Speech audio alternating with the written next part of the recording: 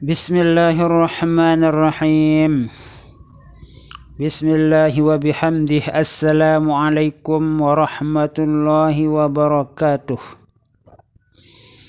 Para subscriber yang dirahmati oleh Allah Subhanahu wa ta'ala, semoga kita semua selalu dalam keadaan sehat walafiat, panjang umur, murah rizki yang halal, selamat dunia wal akhirah, mati dalam husnul khatimah, mati dalam husnul khatimah, mati dalam husnul khatimah, masuk surga bi ghairi hisab, masuk surga bi ghairi hisab, masuk surga bi ghairi hisab, selalu dalam keadaan aman, tentram, damai, gemah ripah, luh jinawi, selalu dalam ridha dan maghfirah Allah Subhanahu wa ta'ala fid dunya wal akhirah, selalu dalam pemeliharaan Allah Subhanahu wa ta'ala dari segala macam mara bahaya dunia dan akhirah.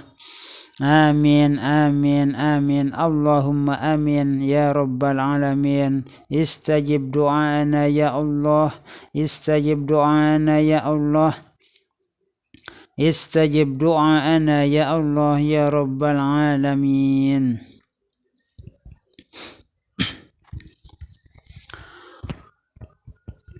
Kita sama-sama maklumi bahwa organisasi Nahdlatul Wathon adalah merupakan organisasi Islam kemasyarakatan yang bergerak dalam bidang pendidikan, sosial dan dakwah.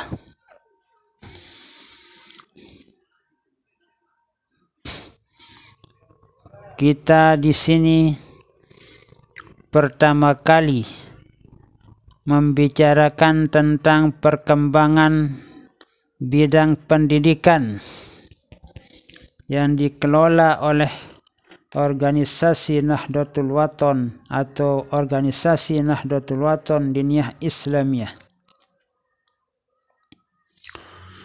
Pada awalnya pengajaran agama Islam di pesantren Nahdlatul Wathon atau pesantren yang didirikan oleh Al-Maghfurlah Bapak Maulana Syekh Tuan Guru Ki Haji Muhammad Zainuddin Abdul Majid, yang saat itu belum bernama Nahdlatul Wathon karena belum berdiri organisasi tersebut.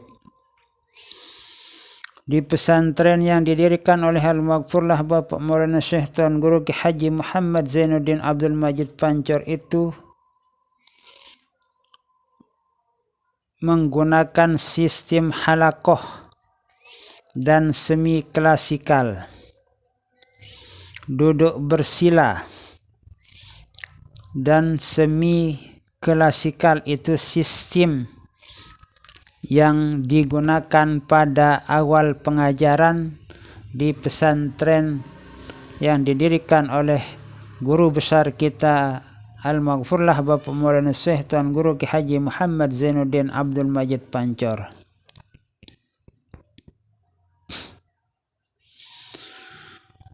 Kemudian di saat itu materi pelajaran yang diajarkan sangat terbatas atau masih terbatas sekali pada pelajaran qiraatul Quran.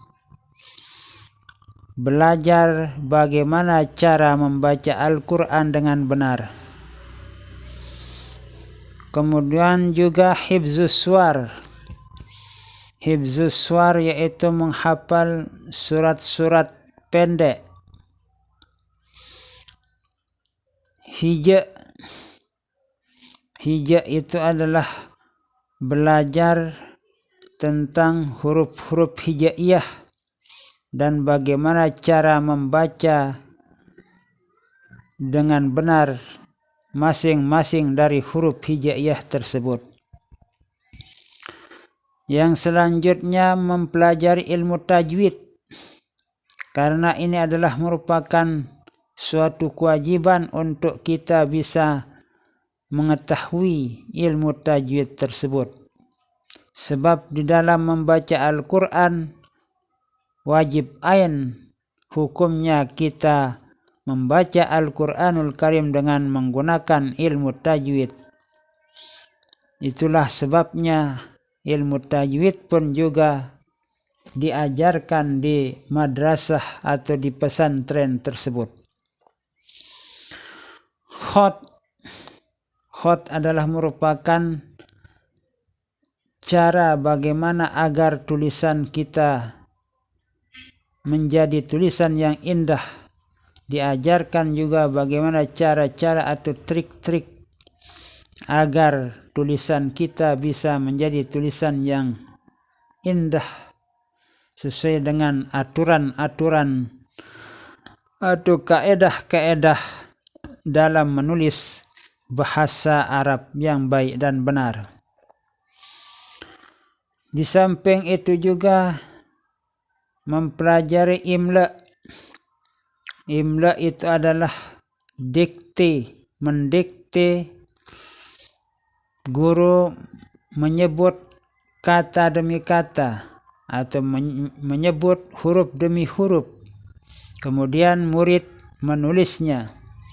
Misalnya guru menyebut huruf alif, ditulis oleh para santri menulis huruf alif. Ba, ditulis huruf ba. Ta, dan seterusnya sampai beberapa nomor yang telah ditentukan oleh seorang ustadz atau guru tersebut.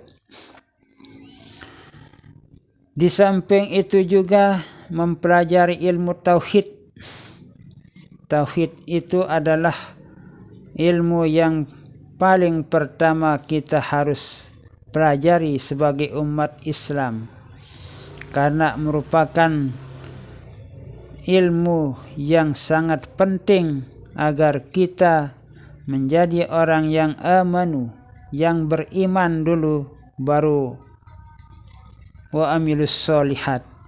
Itulah sebabnya ilmu tauhid harus wajib pertama kali kita pelajari. Karena kita sebelum belajar ilmu tauhid, maka ibadah itu akan sia-sia kalau tidak beriman dulu, kemudian mengamalkan kebaikan-kebaikan. Tidak akan bernilai pahala di sisi Allah Subhanahu wa Ta'ala bagi orang yang tidak beriman, walaupun dia itu mengerjakan sholat, puasa, tapi tidak beriman kepada Allah Subhanahu wa Ta'ala. Maka ilmu tauhid adalah ilmu yang pertama kali kita pelajari. Ilmu tauhid adalah ilmu untuk menjelaskan tentang keesaan Allah Subhanahu wa Ta'ala. Di samping itu juga ilmu fikih. Fikih itu adalah ilmu untuk mempelajari hukum-hukum yang terdapat dalam Al-Quran maupun hadis Nabi Sallallahu Alaihi Wasallam. Bagaimana cara sholat, bagaimana cara puasa, bagaimana cara berhaji, bagaimana cara bertamu, dan sebagainya dan sebagainya. Khitabah adalah merupakan ilmu yang tidak kalah pentingnya, sebab perlu ada hiburan bagi para santri. Diadakanlah latihan khitabah, yaitu berpidato dengan gerakan-gerakan yang sesuai menurut kandungan pidato yang disampaikan pada saat itu. Nasyid, yaitu belajar bernyanyi, berlagu dalam bahasa Arab, Indonesia, dan Sasak. Mempelajari nasyid atau lagu kasidah, lagu-lagu perjuangan baik dalam bahasa Arab, bahasa Indonesia maupun dalam bahasa Sasak.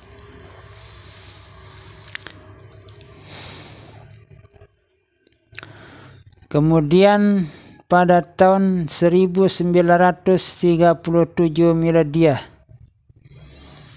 diresmikannya penggunaan bangunan madrasah NWDI. Adapun guru-guru yang mengasuh pesantren saat itu yakni yang pertama Tuan Guru Ki Haji Muhammad Zainuddin Abdul Majid.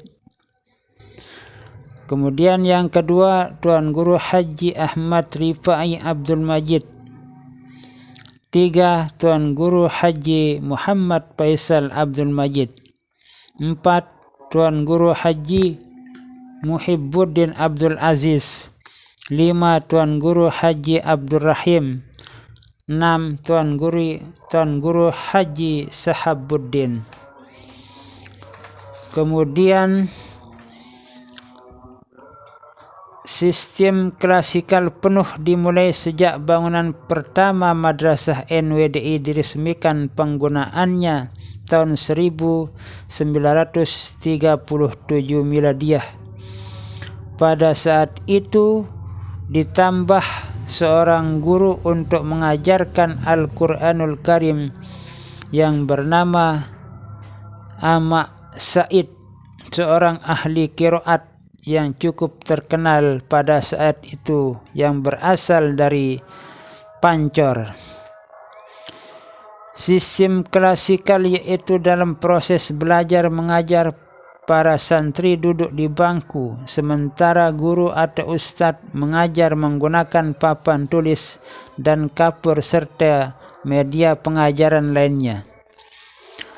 Pada masa awal sistem klasikal madrasah NWDI diatur menjadi 3 tingkatan, yaitu 1. Tingkat ilzamiyah lama belajar 1 tahun, merupakan tingkat persiapan bagi anak-anak yang masih buta huruf Arab dan Latin.